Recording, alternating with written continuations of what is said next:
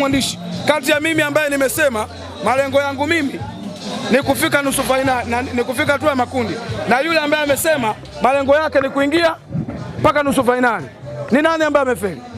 Huyo aliyosema kwenda fainali. Alisema atakwenda mpaka nusu fainali. Huyo ndio aliyofeli. Kwa hiyo lazima tuwaambie Watanzania na mashabiki wa mpira, mnahitaji kuwapongeza wanayanga na Dar es Salaam Africans kwa jumla kwa kuwa tumefikia malengo tuliyojiwekea. Haya, sasa kuelekea mchezo wa Kariakoo Derby ambao utapigwa Zanzibar. Kwa mimi kumbukumbu zangu za haraka sikumbuke mara ya mwisho ambapo Simba Sports Club na Yanga wamecheza Zanzibar kwenye ligi kuu, ila Mapinduzi wamewahi kucheza. Hii inaweza ikawa ni mechi ambayo iko tofauti kweli kweli. Kwenu nyie mashabiki wa Dar es Salaam Yanga Afrika, kimaandalizi mnajiandaaje?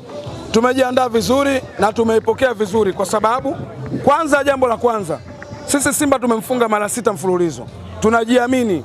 Yaani mimi na mtu wa Simba ukiniweka naye karibu hapa, yaani ukimuuliza mtu ambaye anajiamini kwa kuingia kwenye mchezo huu ni mimi. Na nitumia nafasi kuwaomba mashabiki wa Yanga tujitokeze kwa wingi, kwa sababu mechi ni yetu. Twende New Amani, gereza kula Guantanamo. Kwa nini? Kwa sababu kuna mambo mawili. Huenda mashabiki wa Simba wasiende kabisa Zanzibar, kwa sababu wanajua wakienda kule, yaani hakuna watakachotoka nacho. Watakwenda watapigwa kipigo cha mbwa mwizi na watarudi nyumbani, maumivu yatakuwa yanaendelea. Wanasema Simba hii ni tofauti sana, libasege oula imekuwa ni Simba ambayo imeimprove kweli kweli. Hauoni kama itakuwa ni mechi ya tofauti kweli kweli? Na natoa agizo kuanzia sasa, naenda kawaambia mashabiki wa Simba, tunahitaji mchezaji mmoja au wawili, watutajie ni nani kati yao, ili tuchukue pointi 3 lazima tumkabe. Mwanzo alisema ili uchukue kombe lazima umkabe Elimpanzu ndio ukazichukue kombe.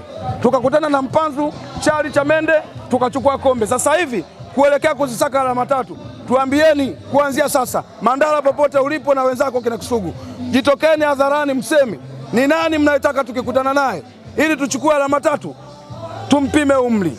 Wanasema amemsema Loemba.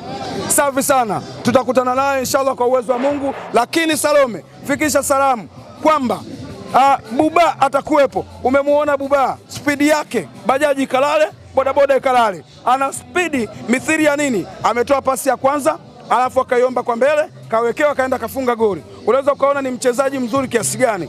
Na ni kwanza tu leo, ni kama mazoezi tu, lakini kwenye mechi mtakwenda kushuhudia vingi. Atakuwepo tarehe 1 inshallah kwa uwezo wa Mungu. Lakini sio yeye tu, Dep atakuwepo, Pakome atakuwepo, injury yake ya kawaida tu, Clement Mzize na wengine wote.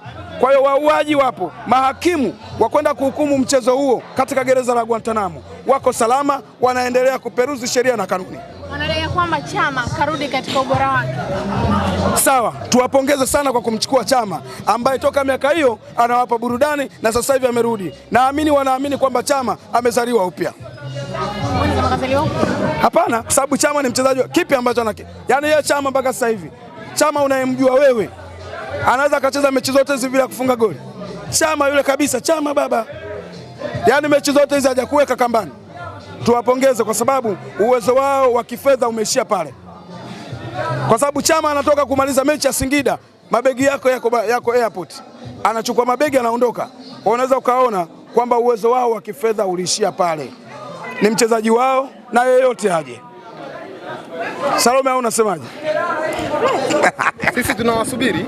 Mnatusubiri? Yeah. Sema tunasubiri burudani. Hakuna mtu atakayezuia Dar es Salaam Africans kuchukua alama 3 dhidi ya Simba, na hakuna mtu ambaye ataizuia Yanga.